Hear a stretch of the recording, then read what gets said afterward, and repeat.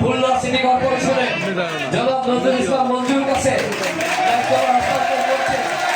আমরা একটা চরম ইতিহাসে সাক্ষী থাকলাম আমরা ইনশাআল্লাহ। নগরপিতা হিসাবে এই নগরবাসী দিক নির্দেশনা সহ বাংলাদেশ সরকারের সদ্য গঠিত সরকার প্রধান জনাব তারেক রহমান মাননীয় প্রধানমন্ত্রীর দিক নির্দেশনায় তিনি এই নগরী সেবার কার্যক্রম উন্নয়নের কার্যক্রম তিনি এগিয়ে নিয়ে যাবেন।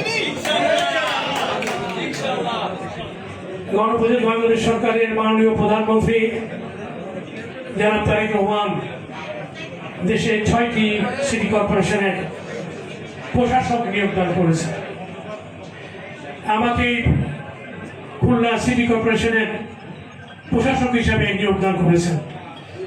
আমি মহান রব্বুল আলামিনের প্রতি আমাদের কৃতজ্ঞতা এবং তার প্রতি কৃপা এবং আমাদের মাননীয় প্রধানমন্ত্রীকে ধন্যবাদ জানাই আজকের দিনে। এর মধ্যে দিয়ে খুলনা মানুষের প্রত্যাশা পূরণ একটি স্বচ্ছ জবাবদিহিতামূলক ১০০ বছরের ঐতিহ্যবাহী সিটি কর্পোরেশনকে শতভাগ সততা এবং নিষ্ঠার সাথে পরিচালনা করা এটি আমার মূল দায়িত্ব। খুলনা সিটি কর্পোরেশনের এলাকার সকল নাগরিকদের সম্মান মর্যাদা প্রদান এবং তাদের সমস্যা সমাধানে সবসময় কাজ করার, নিরলসভাবে কাজ করার এবং বাধাহীনভাবে এই সিটি কর্পোরেশনের সকল মানুষকে সেবা দেওয়া, সার্বক্ষণিক সেবা দেওয়াই থাকবে আমার নেতৃত্বে সিটি কর্পোরেশনের সকল কর্মকর্তা কর্মচারীর দায়িত্ব। এটি পরিচ্ছন্ন সবুজ শহর, পরিকল্পিত পয়ঃনিষ্কাশন ব্যবস্থা, চাঁদাহীন, মাদকহীন, মশকহীন, নিরাপদ খুলনা গড়াই থাকবে আমাদের লক্ষ্য, যেটি মাননীয় প্রধানমন্ত্রী আমাদের নিয়োগকালে উনি বলেছেন।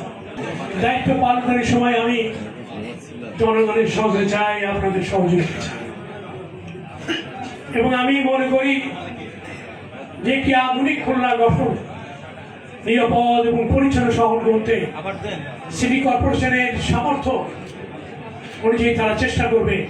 সেই সাথে জনগণ যুক্ত হলে এই কাজটি সঠিকভাবে প্রতিপাদিত হবে। আমি সকাল থেকে রাত অবধি আমি কাজ করতে চাই এবং আপনাদের কল্যাণে